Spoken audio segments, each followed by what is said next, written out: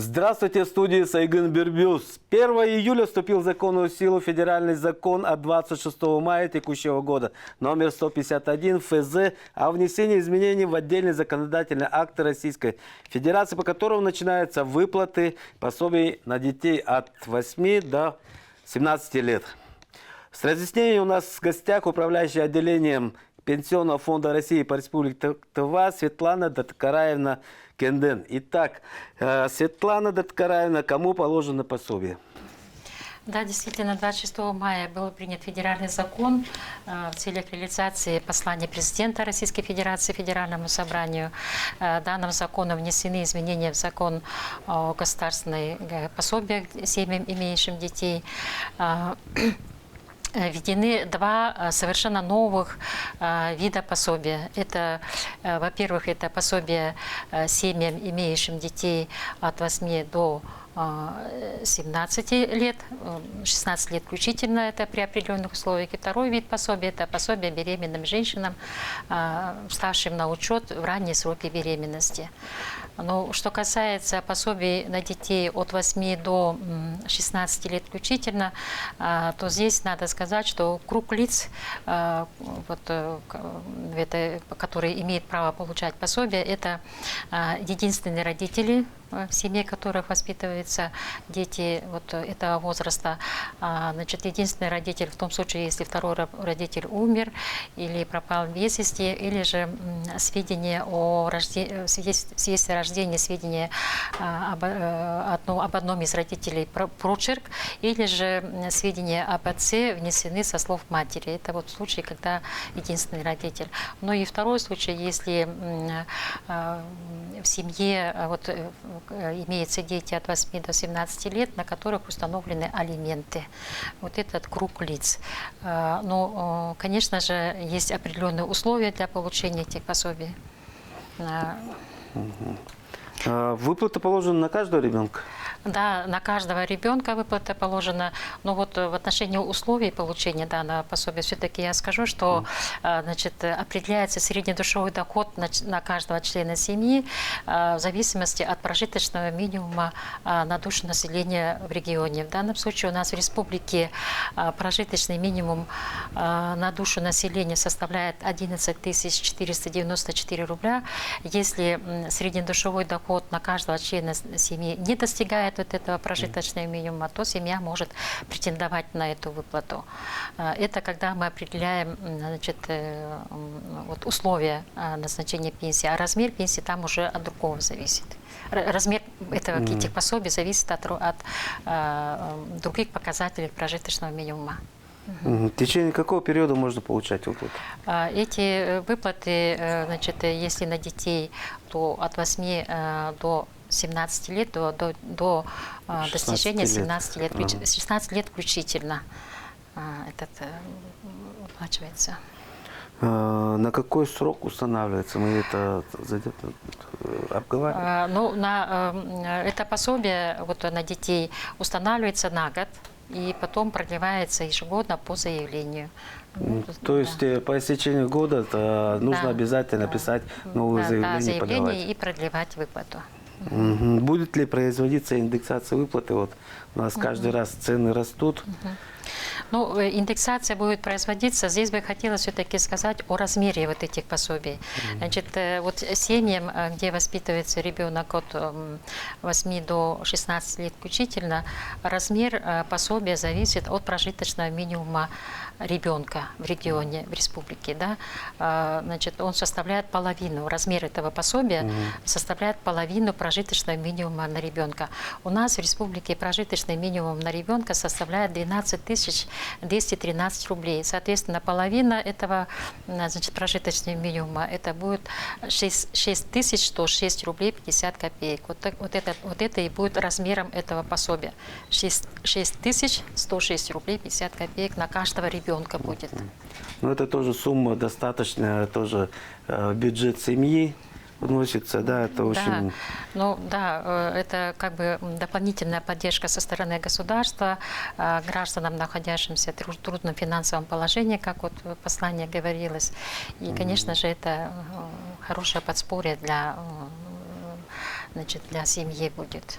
Тут в законе говорилось, что выплата положена то есть на детей, оставшихся без одного родителя. Распространяет ли выплата на детей, оставшихся без обоих родителей? Да, распространяется. В данном случае, если есть опекун, то опекун может обратиться за данным пособием.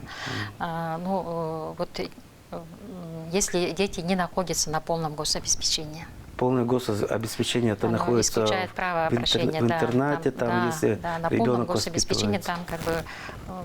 там доходы в данном случае не рассчитывается. А важно ли, платит второй родитель алименты или нет при выплате пособия? Нет, не важно. В данном случае нам достаточно факта того, что есть судебное решение об установлении алиментов, и мы уже не смотрим, оплачиваются эти алименты или нет. Главное, что есть судебное решение о том, что вот в отношении данного ребенка второй родитель уплачивает алименты. А вправе ли получать новое пособие один из родителей, если второй родитель лишен родительских прав? Ну, конечно, родитель, который воспитывает ребенка, он имеет право обратиться для получения данного пособия. Ну, если в семье двое детей в возрасте от 8 до 17 лет, нужно ли писать заявление на каждого ребенка? Нет, не обязательно.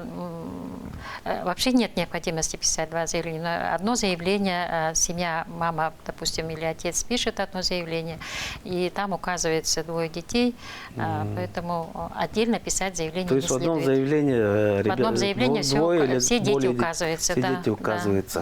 да. А выплаты производятся всем детям, например, там в некоторых семьях трое детей, да, 4 детей от 8 вот, в указанный период возраста. На каждого ребенка выплата производится, если ребенок в возрасте от 8 до 16 лет включительно. На каждого ребенка это пособие выплачивается. Вот тоже, опять же, повторюсь, для меня было ранее неизвестно было вот такое выражение нулевой доход. Что это такое? Ну, для того, чтобы вообще обратиться, значит, мы должны определить доход граждан, да, это получение какой заработной платы, других пособий, выплат и так далее, соответственно, наличие, значит, недвижимости, то есть есть комплексная оценка нуждаемости и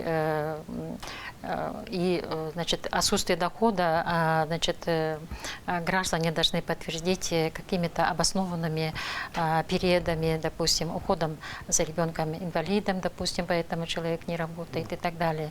То есть должен быть именно, значит, получение заработной платы и так далее. То есть хоть любой доход должен быть у человека, чтобы получать вот именно выплаты, что он должен подтвердить. Подтвердить должен, да. Он должен подтвердить отсутствие своего дохода. Почему у него нет дохода, подтвердить вот такими обоснованными периодами, вот, когда он не мог получать доход. Если у него, как говорится, не имеет справки, значит выплаты тоже не производятся. Если никаких сведений нет о доходах и нет обоснованных каких-то периодов, в которые он не мог получить доход, то, конечно же, тут у нас будет уже отказное решение. Тут еще дополнительный вопрос. У нас в стране, да, вот сейчас тяжелый период, пандемия ковида, не каждый родитель может лично подойти, написать заявление. Это как в таких случаях, куда можно обращаться за пособием? Ну, у нас на сегодняшний день с 1 июля уже более 3000 обращений граждан, и причем 98% обращений это через портал государственных услуг. То есть люди обращаются дистанционно, учитывая сложную ситуацию в стране и в республике. Мы, конечно же, призываем, чтобы люди обращались дистанционно через портал государственных услуг. Но если нет такой возможности, то они могут обратиться в наши клиентские службы, предварительно записавшись на прием. Но могут быть случаи, если человек из отдаленного населенного пункта не может приехать в районный центр, допустим, да, то можно подать заявление через местные администрации. Мы с ними вопрос уже как бы отработанный механизм. Также, если работающий человек не может дистанционно подать через портал госуслуг, то тоже можно через работодателя подать заявление. Мы с просьбой к нашим работодателям тоже обратились, что в редких таких исключительных случаях можно вот так вот обратиться. Ну, в общем-то, почти всего коснулись. Светлана Ткарайна, еще какие важные вот эти вот моменты у нас остались незатронутыми в сегодняшней беседе? Ну, еще раз хочу подчеркнуть, что в каждом конкретном случае мы проводим комплексную оценку нуждаемости. Сюда входит, значит, наличие доходов, наличие имущества, там, квартиры, дома, там, автотранспортного средства и так далее. При подаче заявления граждане должны полностью все реквизиты заполнить в этом заявлении. Значит, и исходя из этого заявления мы уже производим, значит, запросы в порядке межведомственного взаимодействия. Значит, и это вот для определения среднедушевого дохода, значит, требуется, значит, чтобы среднедушевой доход на семью не превышал прожиточный минимум на душу населения в республике 11 494. Если ниже этого размера, значит, семья может претендовать. А размер вот этого пособия зависит от прожиточного минимума на ребенка. Он составляет половину этого прожиточного минимума. Если вот прожиточный минимум на республике 12 213 на ребенка, то половина этого прожиточного минимума будет 6106 рублей 50 копеек. Вот это 6106 рублей и будет получать, будет установлено каждому ребенку. Вот, ну и по пособиям женщинам, Да, вот ставшим в ранние сроки беременности, тоже для среднедушевого дохода определяется прожиточный минимум 11 494.